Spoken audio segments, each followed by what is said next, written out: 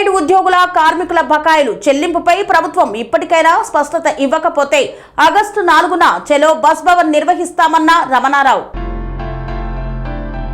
ఉమ్మడి కరీంనగర్ జిల్లా రిటైర్డ్ ఉద్యోగుల కార్మికుల అసోసియేషన్ ఆధ్వర్యంలో ప్రభుత్వం ఉద్యోగ విరమణ చేసిన కార్మికులు మరియు ఉద్యోగులకు రావాల్సిన వేతన సవరణ మరియు ఇతర బకాయిల చెల్లింపులపై కరీంనగర్ తారక్ హోటల్లో పత్రికా సమావేశం నిర్వహించారు. ఈ కార్యక్రమంలో తెలంగాణ ఆర్టీసీ రిటైర్డ్ ఉద్యోగుల సంఘం కరీంనగర్ జోన్ అధ్యక్షులు ఓర్గంటి రమణారావు, జోనల్ అధ్యక్షులు గంగాధర్, రాష్ట్ర అధ్యక్షులు రాజయ్య, రాష్ట్ర జనరల్ సెక్రటరీ బుచ్చిరెడ్డి తదితరులు పాల్గొన్నారు. ఈ కార్యక్రమంలో కరీంనగర్ జోన్ అధ్యక్షులు ఓర్గంటి రమణారావు మాట్లాడుతూ ప్రజాస్వామ్యంలో క్రమశిక్షణ లోపించి నియంత్రణ లేని ధోరణి ఎక్కువైందని, ప్రాథమిక సూత్రాలను మర్చిపోయారని తెలిపారు. అధికారంలోకి వచ్చిన వారు తమదే సర్వాధికారమనే రీతిలో వ్యవహరిస్తూ జమీందారీ మనస్తత్వాన్ని ప్రోత్సహిస్తున్నారని విమర్శించారు.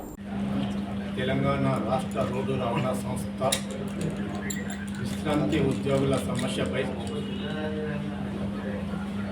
విలేకరుల సమావేశం ఏర్పాటు చేయడం జరిగింది.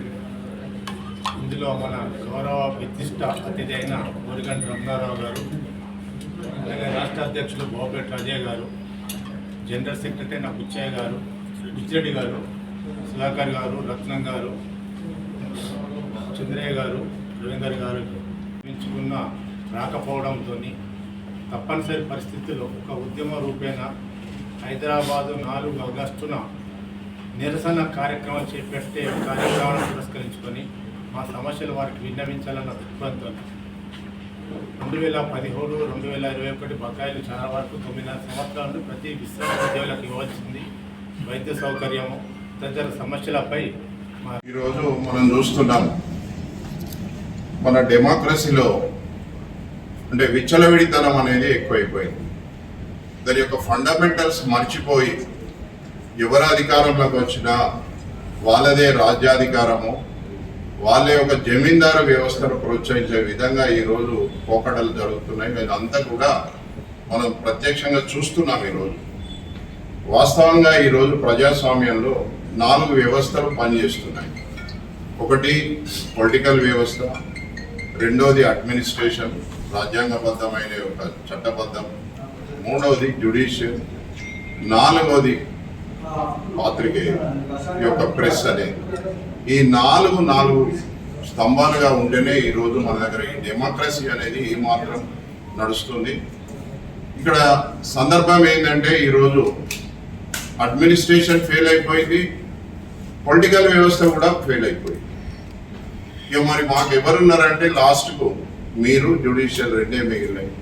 కావున దయచేసి ఈరోజు వీళ్ళందరినీ చూస్తున్నారు, మీకు ఇట్లా కనపడుతున్నారు, కానీ వీళ్ళందరూ 65 ఏళ్ళు 70 ఏళ్ళ పైన ఉన్నోళ్ళే.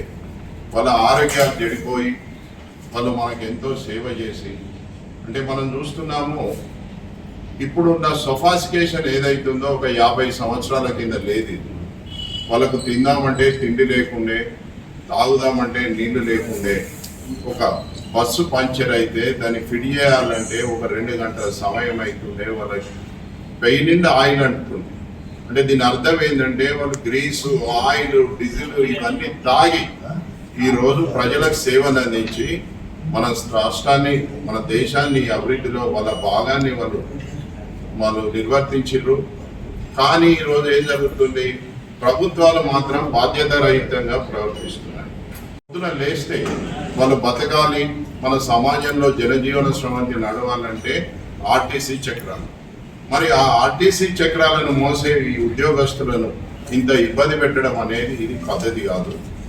ఇదే విధంగా వాళ్ళకి ఇవ్వాల్సిన పాపం ఎప్పుడు పే రివిజన్ అవుతుంది, అది 2017లో చేయాల్సింది 2024లో, అంటే 7 ఏళ్ళ తర్వాత పే రివిజన్ చేసిరు. అది కూడా ఈ 7 ఏళ్ళ ఇంట్రెస్టే రూపాయికి రూపాయి అవుతుంది. మీరు చూస్తున్నారు కదా, ₹1 పెడితే 7 ఏళ్ళకి ఎంత అయితే ₹2 అయితే. ఈ 7 సంవత్సరాల వ్యవధిలో వాళ్ళను ప్రభుత్వం ఎంత నష్టపరిచిందో మీరు ఆలోచించండి. అదేవిధంగా ఇంకొక పే రివిజన్ కూడా 17లో కావాల్సింది మనకి ఎప్పుడు 21లో కావాల్సింది 26లో పే రివిజన్ చేసి, అంటే 5 సంవత్సరాలు. ఇదేమో 7 సంవత్సరాలు, అదేమో 5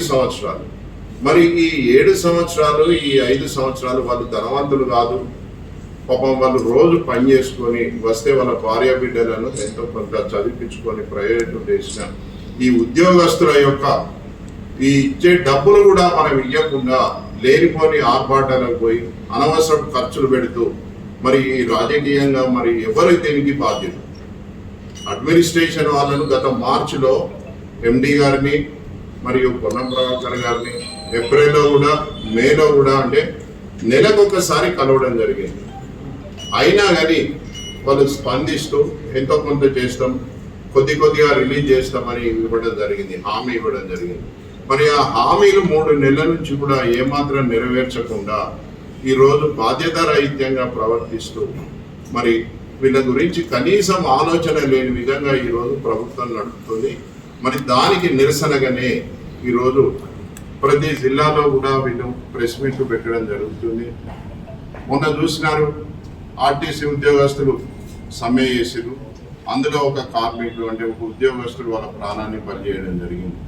మరి ఈరోజు వీళ్ళందరికీ కూడా ఆరోగ్య సమస్యలు ఇప్పుడే మీరు చూసారు. ఈ ప్రెస్ మీట్కి రావాలంటే పాపం ఒక్కొక్కరు 10 నిమిషాలకు ఒకసారి మూత్రానికి పోతుంది. అంటే పాపం వాళ్ళ ఆరోగ్య పరిస్థితి మీరు అర్థం చేసుకోండి. అట్లాంటి స్థితిలో కూడా ఈరోజు వాళ్ళకు ఉన్నది ఎక్కడ? తారనాకాల హాస్పిటల్. ఇందాక పుచ్చిరెడ్డి గారు చెప్పినట్టు 2 గంటలు ఓపీకి 2 గంటలు. మరి డబ్బులు ఎవరి? వీళ్ళు ఉద్యోగం చేయంగా వీళ్ళ దగ్గర కట్ చేసిన డబ్బులతోటే ఆ హాస్పిటల్ నడుపుతున్నారు. మరి ఆ కట్ చేసిన డబ్బులు ఎక్కడ పోయినాయి? మరి ఎవరు తింటున్నారు ఇవన్నీ? మరి ఎవరు చేయాలి? మరి ప్రభుత్వం అనేది ఆలోచించాలి. అదేవిధంగా ఇందాక చెప్పినట్టు ఒక డిస్పెన్సరీ ఉంది. ఇప్పుడు ఈ రెగ్యులర్గా వాళ్ళకి ఇచ్చే మందుల కోసం వాళ్ళు ఏదో మారుమూల ప్రాంతం నుంచి హైదరాబాద్ పోయే విధంగా కాకుండా ఆ యొక్క జిల్లా హెడ్ క్వార్టర్లోని ఆ డిస్పెన్సరీలనే ఆ మందులు ఇప్పిస్తే వాళ్ళకి ఎంతో కొంత సాయం చేసిన వాళ్ళు అవుతారు.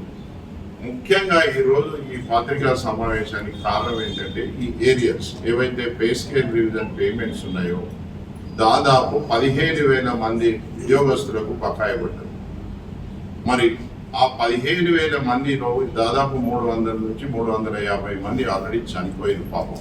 అంటే మనం చూడండి, మనం కష్టపడి సంపాదించిన డబ్బు మనం చూడకుండానే చనిపోతున్నాం. ఇది ఎంత విచిత్రమైన పరిస్థితితో చూడండి. మరి దీనికి కారకులు ఎవరు? మరి దీన్ని ముఖ్యంగా పత్రికా మిత్రులు ఒక బాధ్యతగా తీసుకొని మనలో తోటి మనిషి, మనకు సహాయం చేసిన మనిషి, మన సమాజానికి కష్టపడుతూ మన రక్తాన్ని ధారపోస్తూ వాళ్ళు తిన్నా తినకున్నా వాళ్ళు పనిచేసి ఈరోజు మన యొక్క జీవన విధానాన్ని నడిపిస్తున్నారు. ఈ సొసైటీ యొక్క ప్రగతిలో వాళ్ళు పాల్గొంటారు. కాబట్టి వాళ్ళ యొక్క ఈ సమస్యలు పరిష్కరించే విధంగా మీరు ముఖ్యంగా పాత్రికేయ మిత్రులు మాకు సహాయపడాలని కోరుతూ, ఇంకోటి చివరగా ఏంటంటే వాళ్ళు పాపం లగ్జరీ బస్, సూపర్ లగ్జరీ బస్సులలో వాళ్ళకు ఫ్రీ సర్వీస్ ఉండేది. ఆ సూపర్ ఎక్స్ప్రెస్ రేటు చాలా తగ్గిపోయినాయి. అంటే ఆల్మోస్ట్ 100 బస్సులు ఉన్నాయి, ఇప్పుడు 10 బస్సులకు వచ్చినాయి. కాకుండా సూపర్ డిలక్స్లో కూడా వాళ్ళకు ఉచిత సౌకర్యం కల్పించాలనే ఒక చిన్న డిమాండ్ వాళ్ళ ద్వారా సూపర్ లగ్జరీ బస్సులలో కూడా వాళ్ళకు ఉచిత రవాణా కల్పించాలనే ఒక చిన్న డిమాండ్. అదేవిధంగా ఈ యొక్క పే స్కేల్స్ ఏవైతే రివిజన్ ఉన్నాయో దాదాపు ఒక్కొక్కరికి 6 నుంచి 10 లక్షల బకాయి ఉంది ప్రభుత్వం. అంటే దాదాపు గత 10 ఏళ్ల నుంచి 10 లక్షల రూపాయలు ఉన్నాయంటే వాళ్ళకి వాళ్ళ బ్యాంకులు వేసుకున్న ఒక 30 లక్షల రూపాయలు అవుతున్నాయి. మరి ఈ పేదవాళ్ళ కొట్టగొట్టిన ఈ ప్రభుత్వానికి మరి ఎక్కడ పోతున్నాయి డబ్బులు? మొన్న కూడా హైదరాబాద్లో కూడా 150 కోట్లకు ఒక ఎకరం భూమి ఇవ్వడం జరిగింది, 1000 కోట్లకు ఒక ఎకరం. మరి డబ్బులు ఎక్కడ పోతున్నాయి? ఎవరి కొరకు అమ్ముతున్నారు? మరి పనిచేసిన వాళ్ళకు జీతాలు ఇవ్వకుండా వాళ్ళ పైసల ఇప్పుడు మనం చూస్తున్నాం. ఇందాక మీకు ఒక స్టాటిస్టిక్స్ చెప్పినాను. ఒక ఆవరేజ్గా 6 నుంచి 10 లక్షలు అంటే 8 లక్షలు. ఒక ఆర్టీసీ ఎంప్లాయీ యొక్క 8 లక్షలు 10 సంవత్సరాల నుంచి బకాయి అంటే మీరు ఆ బకాయి మీద ఇంట్రెస్ట్ తోటే బతకొచ్చు. ఈరోజు ఈ గవర్నమెంట్ నడపచ్చు. మరి వాళ్ళకి ఆ ఇంట్రెస్ట్ కూడా ఇవ్వడం లేదు, అసలు కూడా ఇవ్వడం లేదు. ఇది ఎంత దారుణమైన పరిస్థితిలో మీరు అందరూ ఆలోచించాలి. ఈరోజు సమాజంలో ఉన్న ప్రతి ఒక్కరూ దీని గురించి ఆలోచించాలని వినవిస్తూ, ఇంకొకటి విషయం ఏంటంటే ఆ మధ్యలో వాలంటీర్ రిటైర్మెంట్కు మీరే ప్రోత్సహించి, మరి మీరు ప్రోత్సహించి పాపం వాళ్ళు ఏదో 6 నెలలు, ఏడాది, 2 నెలలు ఉన్నవాళ్ళు వాలంటీర్ రిటైర్మెంట్ తీసుకున్నారు. వాళ్ళకి ఎలాంటి బెనిఫిట్స్ ఇవ్వడం లేదు ఈరోజు. అంటే వాళ్ళు పనిచేసిన 35 ఏళ్ళ సర్వీస్ను మీరు నెగ్లెక్ట్ చేస్తూ వాళ్ళకి కనీసం ఇచ్చే బెనిఫిట్స్ కూడా మరి ఇవ్వలేదంటే ఎంత అమానుషంగా ఈరోజు గవర్నమెంట్ ప్రవర్తిస్తుందో దీన్ని ఖండిస్తున్నాం మేము. అదేవిధంగా మనకు చివరగా ఏం చేస్తారు, మనిషి ఆకలి అవుతుంటే ఏం చేస్తారు, పోరాటానికి వస్తారు. వీళ్ళందరూ కూడా ఈరోజు ఆకలితో ఉన్నారు. వాళ్ళకు కనీస కోరికలు మీ ప్రభుత్వం ఎప్పటికైనా పిలిచి ఏ విధంగా ఇస్తారు, ఎట్లా ఇస్తారు, దాని యొక్క కార్యాచరణను మీరు రూపొందిస్తే చాలా సంతోషం. లేకపోయించో వచ్చే నెల 3 ఆగస్టు నాడు, 4 ఆగస్టు నాడు, వచ్చే నెల 4 ఆగస్టు నాడు చెలో బస్ భవన్ అనే నిరసన కార్యక్రమం జరగబడుతుంది.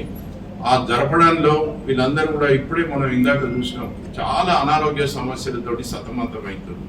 అందులో ఎలాంటి ఇబ్బంది జరిగినా, ఎవరికి ఎలాంటి ఇబ్బంది జరిగినా ప్రభుత్వాన్నే బాధ్యతగా భావిస్తున్నాం.